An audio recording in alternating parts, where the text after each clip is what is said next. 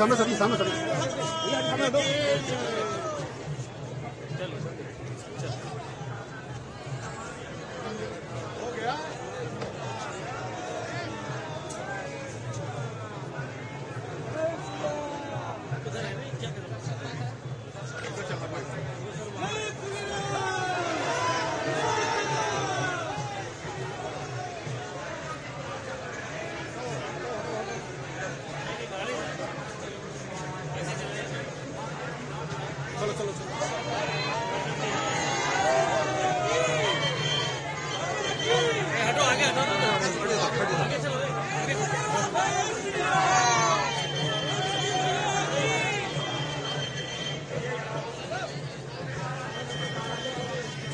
चलिए सर आगे कुछ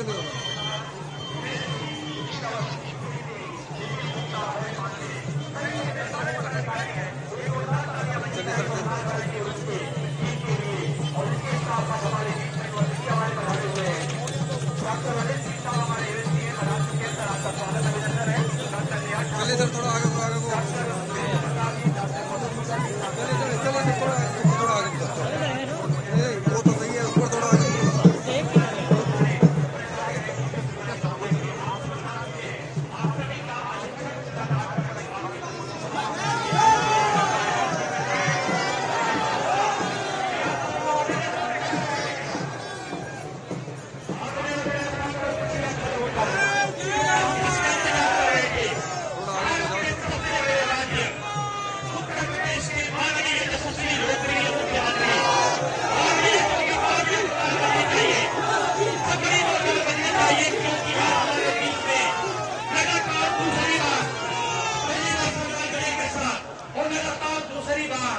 मुख्यमंत्री बनकर के लगातार चौथी बार यहाँ पर छठ घाट पर बना रहे हैं उत्तर प्रदेश के सबसे लोकप्रिय माननीय मुख्यमंत्री योगी आदित्यनाथ महाराज। तालियां जोर से बजे चाहिए, कपड़ी जोर से बजे के चाहिए। ये उत्तर प्रदेश है, माननीय मुख्यमंत्री सिर्फ उत्तर प्रदेश से नहीं पूरे विश्व में जाने जाते हैं। विश्व में पहला नाम किसी मुख्यमंत्री का लोगों ने जाना है तो बाबा का नाम जाना है। जोरदार तालियां बजनी चाहिए सर। छठ माह सबसे बड़ा पर्व, ये चमचमाता हुआ घट जिन्होंने कलयुग में त्रेता को उतार दिया हो, अयोध्या में 24 लाख से ज्यादा दीपक जला करके गिनीज बुक वर्ल्ड में नाम लिखाया हो, माननीय मुख्यमंत्री परम पूजनीय योगी आदित्यनाथ जी महाराज का ये अखिल भारतीय भोजपुरी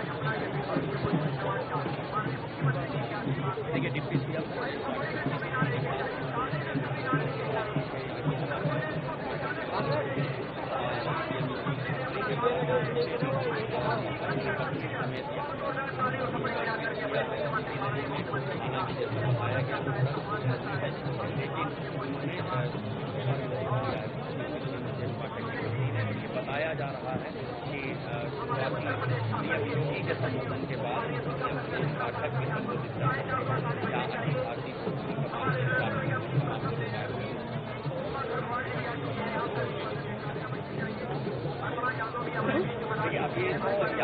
शासन के मुख्य सचिव माननीय दुर्गा शंकर मिश्रा साहब का भी आगमन हो चुका है। जोरदार ताली बजनी चाहिए। हमारे नगर निगम की प्रथम मेयर सुषमा खरगोवाल जी भी आ चुके हैं, आपका भी स्वागत है, तालियां बजनी चाहिए। अर्पणा यादव भी हमारे बीच में पधार चुकी है, भाजपा नेत्री। ये सबका स्वागत है आज इस अखिल भारतीय भोजपुरी समाज के शानदार मंच पर।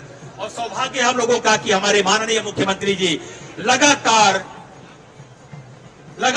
चौथी बार, एक बार सभी अतिथियों के लिए जो हमारे मंच पर है, बहुत जोरदार ताली बजनी चाहिए आपकी, बहुत जोरदार तालियां बजनी चाहिए। ये पूरा विश्व देख रहा है आपको, पूरा विश्व देख रहा है छठ पूजा को। और ये छठ पूजा का जो घाट चमचमा रहा है, उसको चमचमाने में सबसे बड़ी भूमिका महापौर श्रीमती सुषमा खरकवाल जी, माननीय विधायक श्री योगेश शुक्ला जी, प्रदेश के मुख्य सचिव श्री दुर्गाशंकर मिश्र जी, भारतीय जनता पार्टी की वरिष्ठ नेत्री श्रीमती अर्पणा यादव जी, अखिल भारतीय भोजपुरी समाज के अध्यक्ष श्री प्रभुनाथ राय जी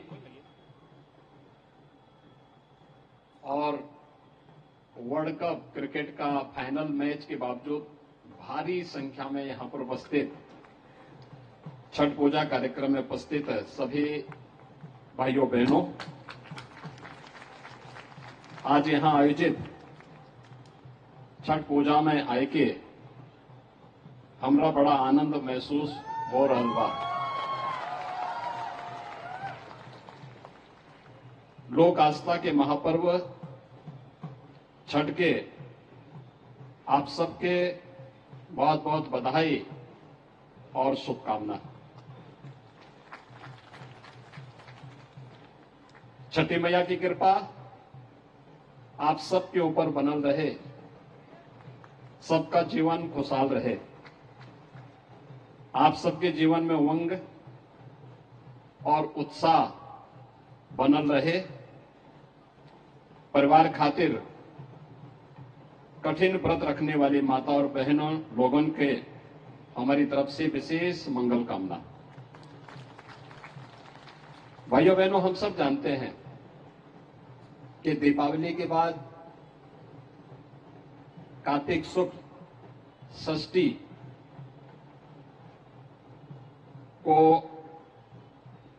बिहार, झारखंड, पूर्वी उत्तर प्रदेश, नेपाल की तराई का एक बड़ा भूभाग और जहां जहां भोजपुरी समाज है, यह छठ पूजा के रूप में इस कार्यक्रम को आयोजित करता है। यह मुख्य रूप से लोग इस सृष्टि के जो पिता हैं, भगवान सूर्य की उपासना का पर्व और इस उपासना के साथ छठी माई की पूजा बहुत कठिन व्रत है। 4 दिवसीय कार्यक्रम जिस निष्ठा के साथ और जिस आस्था के साथ माताएं बहनें आयोजित करती हैं, संपन्न करती हैं, सदग्रस्त इसमें सहभागी होता है, यह भारत की एक समृद्ध परंपरा को प्रतिनिधित्व करता हुआ आम आस्था को उजागर करता है। हमारा देश आस्था का देश है और यह आस्था हम सबको उत्तर से दक्षिण, पूरब से पश्चिम, पूरे भारत को एकता के सूत्र में जोड़ता है। इस आस्था ने ही विपरीत परिस्थितियों में पूरे भारत को एकजुट करके रखा। आप याद करिए, मध्यकाल में जिन विदेशी आक्रांताओं ने हमारे धर्मस्थलों को अपवित्र किया था, क्षतिग्रस्त किया था, अगर ये आस्था नहीं होती तो हम भी उन देशों की तरह जहां की सभ्यता और संस्कृति पूरी तरह नष्ट हो गई, वे देश अपनी परंपरा, अपनी विरासत को भूल गए, खंडर पड़े हुए हैं। उन्होंने भौतिक विकास तो किया, लेकिन अपनी मूल आत्मा को उन्होंने खो दिया है। उनके सामने अस्तित्व का संकट आज भी खड़ा हुआ है। लेकिन यहां पर इस प्रकार की लोक आस्था ने, जिसको सरकार की भले ही आज सरकार व्यवस्था कुछ करवा देती हो, स्थानीय प्रशासन इसमें कुछ सहयोगी बन पाता हो, लेकिन जब प्रशासन और शासन भी सहयोग नहीं करता था, तब भी सब लोग स्वतःस्फूर्त भाव के साथ इन कार्यक्रमों के साथ जुड़ करके इस लोक आस्था की परंपरा को जीवित बनाए रखे और सचमुच ये अत्यंत अभिनंदनीय कार्य है। मैं इसके लिए सभी व्रती जितने भी माताएं बहनें हैं या उनके परिवार के सदस्य भी बहुत सारे लोग अब व्रत रखते हैं, उन सब का इस अवसर पर हृदय से अभिनंदन करता हूं। और मेरा ये मानना है कि आस्था का ही परिणाम है कि लोकतांत्रिक मूल्यों और आदर्शों के बावजूद भारत 142 करोड़ की आबादी का भारत उत्तर से दक्षिण, पूरब से पश्चिम एकजुट है। हमारा देश पर्व और त्योहारों का देश माना जाता है। अलग अलग क्षेत्र में अलग अलग प्रकार की परंपराएं हैं और वह वहां की लोक आस्था के साथ, विशिष्ट आयोजनों के साथ आम जनमानस को अपने साथ जोड़ती है और पूरे देश को एकता के सूत्र में बांधती है। इसी लोक आस्था का परिणाम है कि 500 वर्षों तक राम जन्मभूमि के लिए आंदोलन हुआ, संघर्ष हुआ और अंततः विजयश्री प्राप्त हुई। और अब जनवरी में प्रधानमंत्री मोदी जी के कर कमलों से अयोध्या में श्री राम जन्मभूमि पर भगवान श्री राम के भव्य मंदिर के निर्माण का कार्यक्रम संपन्न होने जा रहा है। भाइयों बहनों, इस अवसर पर हम सबकी कुछ जिम्मेदारी बनती है। आपने देखा होगा ये प्रकृति और परमात्मा दोनों के प्रति कृतज्ञता ज्ञापित करने का पर्व भी है। भगवान सूर्य को अर्घ देते हैं। अर्घ इस बात को लेकर देते हैं कि सूर्य देवता के कारण ही जल की राशि हमारे पास आती है। हम सब जानते हैं कि भगवान सूर्य की गर्मी से जब वाष्प बनता है, यही वाष्प फिर बरसात बन करके इस धरती पर वापस आती है। तो हर व्यक्ति, हर व्रती अर्घ दे करके कि त्वदीयम वस्तु गोविंद तुभ्यमेव समर्पये, हम भी उसके प्रति एक समर्पण का भाव। दूध हमारे यहाँ सबसे पवित्र माना गया है, तो हम नदियों में दूध भी डालते हैं, दूध का अर्घ भी डालते हैं आज वहां पर दे करके कि हम इस अविरलता, ये जल हमारे जीवन का प्रतीक है, हम इस जल को भी शुद्ध और सुंदर बनाए रखेंगे। हमारा दायित्व बनता है। आयोजन के बाद कार्यक्रम संपन्न हो, इसके बाद आयोजकों का दायित्व बनता है वह स्वयं सेवकों की मदद से, प्रशासन की मदद से घाटों की, नदियों की स्वच्छता के कार्यक्रम के साथ भी जुड़े हैं।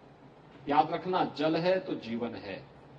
हम सब जल की शुद्धता को, प्रकृति की शुद्धता को, प्रकृति के सौंदर्य को बनाए रखने के लिए जितना प्रयास हो सकता है, यह मानव जीवन के लिए, इस मानवीय सृष्टि के लिए और इस जीव सृष्टि के लिए उतना ही उत्तम होगा। और इन सभी कार्यक्रमों के साथ हमें निरंतर जुड़ते रहना चाहिए।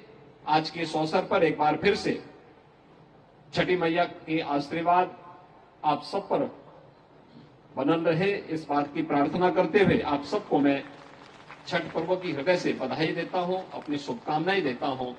धन्यवाद। जय हिंद।